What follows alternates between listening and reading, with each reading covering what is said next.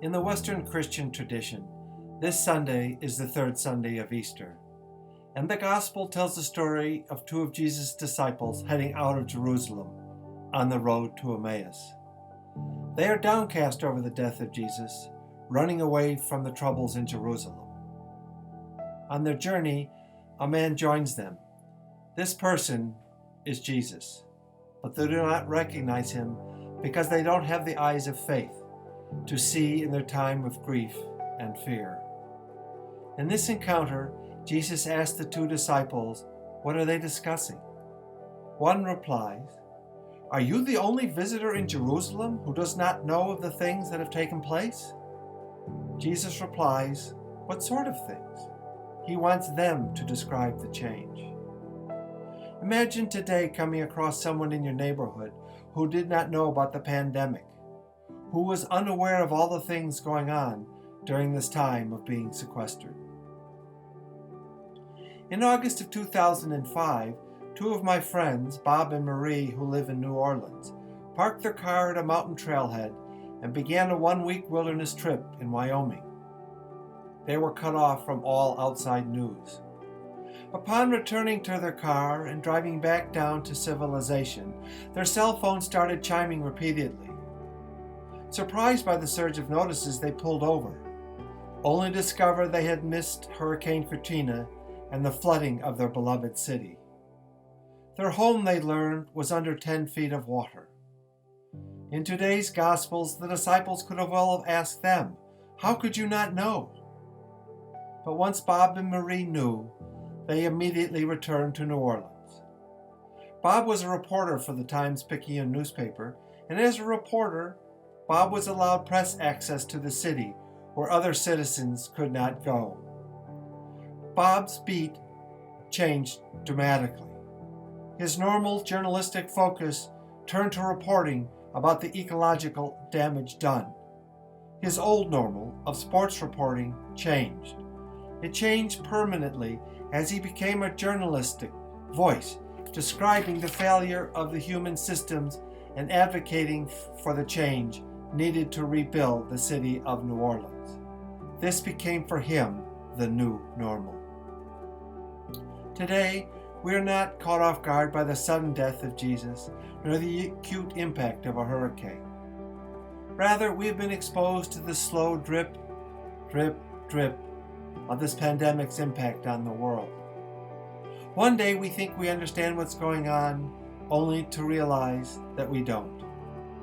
This prolonged, stressful time of uncertainty and grief is taking a toll on all of us.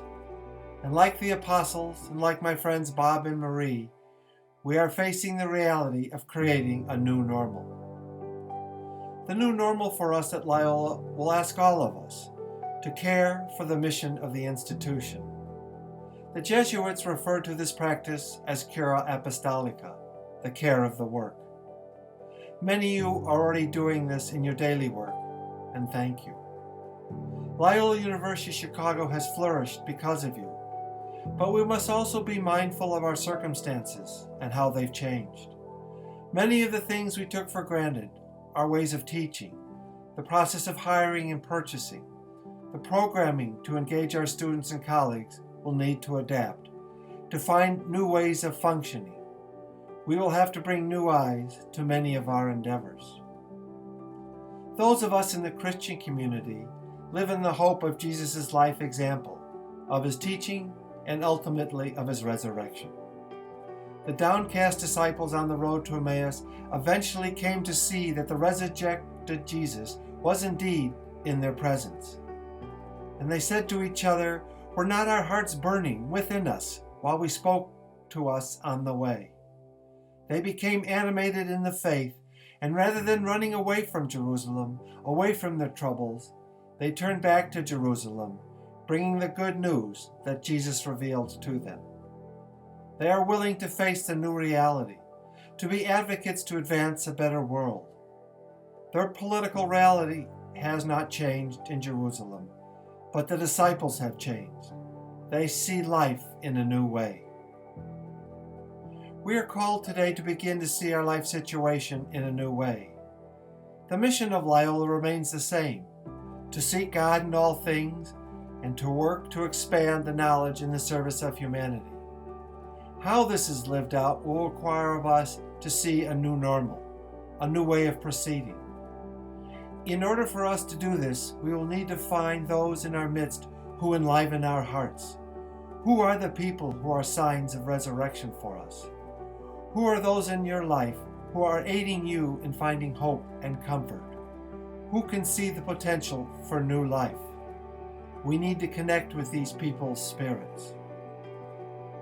One of our colleagues at Loyola Press, Vanita Hampton Wright, reflects, "During a time of much death, as with this pandemic, it is right for us to look toward our own resurrection rather than to fear dying.